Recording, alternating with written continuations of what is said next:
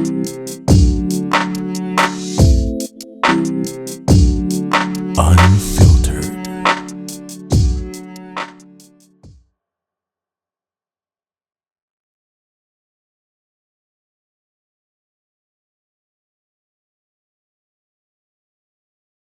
Uy, saan mo gustong pumunta? Gusto mo mag-coffee shop tayo? Tara, maaga pa naman eh. Ako nang bahala kay na tita, papaalam kita. Text ko. Tara na, doon ko na iti-text. Sigurado naman akong papayag yan eh. Let's go!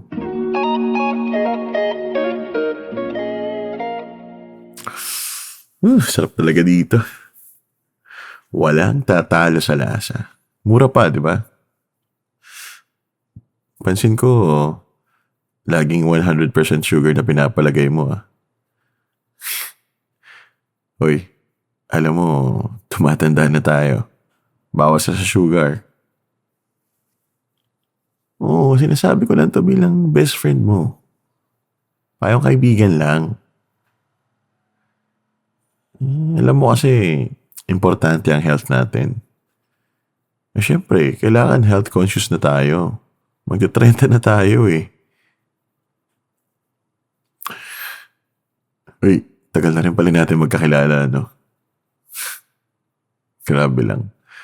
Mula pagkabata, ikaw ang best friend ko. Oo nga eh. Bisang panahon eh, no? Kalain mo yun? Hindi tayo napafall sa isa't isa.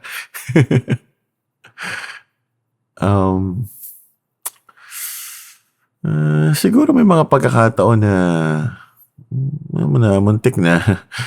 Pero syempre, mas nananaig yung friendship. Ayoko kasing mawala ka sa akin eh. Mahirap na. Kaya nga, okay na to. Mag-best friend tayo habang buhay. Bakit ganyan ang mukha mo? Nakasimangot ka dyan. Bakit? Ha? Nafa-fall ka na ba sa akin? Anong medyo ka dyan? Tumigil ka nga. Hoy, makinig ka. Huwag kang mafa-fall sa akin, okay?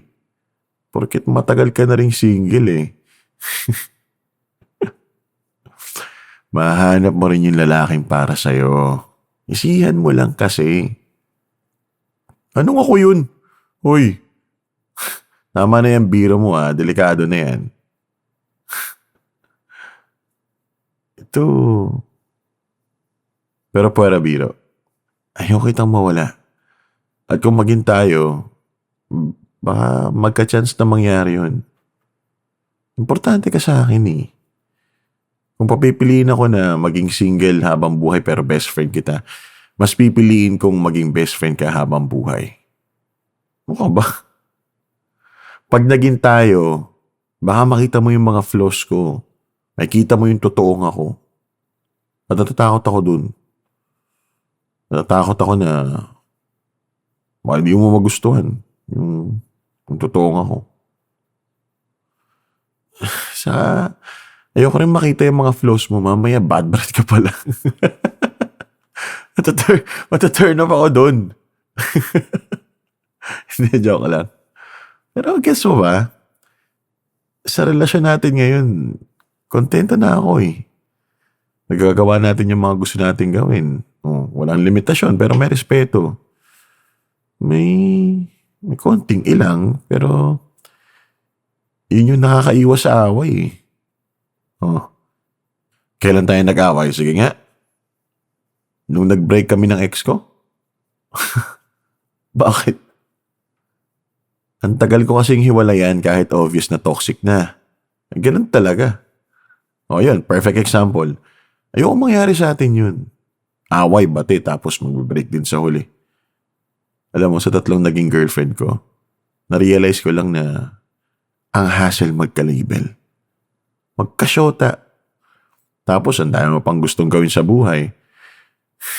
Alam mo naman ako marami akong pangarap. Gusto kong mag-masteral. Gusto kong yumaman gamit yung abilidad ko. Gusto kong maging proud sa akin sila mama. Tsaka gusto ko rin maging proud ka sa akin, syempre. Isa ngayon, wala, hindi ko talaga priority magka-girlfriend eh. Ikaw lang sapat na.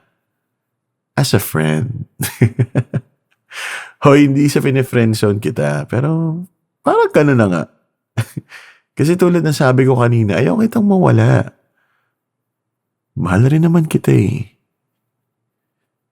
Alam mo yan. Sa tingin ko mas precious ang pagmamahal natin kaysa sa pagmamahalan ng isang magjowa. Tsaka alam mo, pag ako nasa isang relasyon, hindi ko kilala yung sarili ko eh. Minsan, ang siloso ko, minsan hindi. Minsan magagalitin ako, minsan kalmado lang, kahit na tinatarantado na ako. Alam mo, sa relasyon natin ganito, nalalabas ko yung totoong ako. Yung masaya lang, walang mga negative feelings, mga ganun. Kaya nga happy na ako na kung ano meron sa atin ngayon. Ba, di ka ba masaya? Ano, gusto mo maging tayo officially? Para saan pa? Hindi na kailangan yun. Alam mo, to make you feel secured at para mapanatag ka. Ito, pinapangako ko, hindi ako maghahanap ng girlfriend. Hindi ko yun priority, okay? Kung dumating, edi go. Gusto ko, natural lang. At kung ikaw talagang para sa akin, naniniwala akong gagawa ng magical na paraan ng tadhana para sa atin. Sa ngayon, maging masaya na lang muna tayo sa kung ano meron tayo. Please? Huwag ka na makulit dyan. Hindi naman siya nagpapa-importante ako or kung ano man, pero sana maintindihan mo ako, okay? Kung tayo talaga, edi tayo. Special nga ng relationship natin eh. Actually, parang tayo nga, di ba?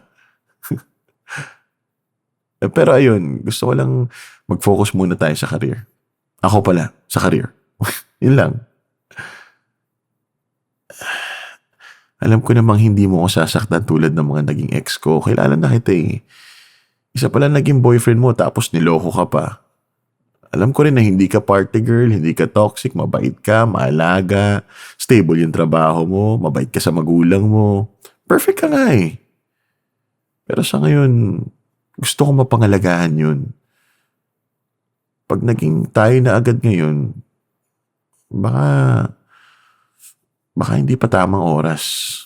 Baka maging toxic ako o magbago ka. Basta, gets mo ba? Hindi pa nga kasi love life ang priority ko. At alam ko rin sa sarili ko na priority mo rin matupad ang pangarap mo magkaroon ng sariling kumpanya. Grind muna tayo. Darating din yun. Alam mo, to be honest, kung ikakasal ako sa future, sasabihin ko na ngayon din. Ikaw ang gusto ko mapangasawa. Sawa na ako sa mga babae, pero ikaw lang kasi nag-iisang babaeng nakikita ko na makasama ko sa hinaharap. Pero sa ngayon, career mo na. Please. Pahinga mo ako. Para din sa'yo to. Alam kong hindi pa ako magiging mabuting partner. Galing ako sa toxic relationship eh. Ayoko madala yung toxic behavior ko sa relasyon natin, if ever. Kaya huwag tayo magmadali. Masaya ako sa kung ano man na meron tayo ngayon. And I assure you, hindi ako magsusyota ng iba. Sawa na ako sa ganyan ngayon. Pero kung gusto mong i-level up yung relationship natin, may suggestion ako.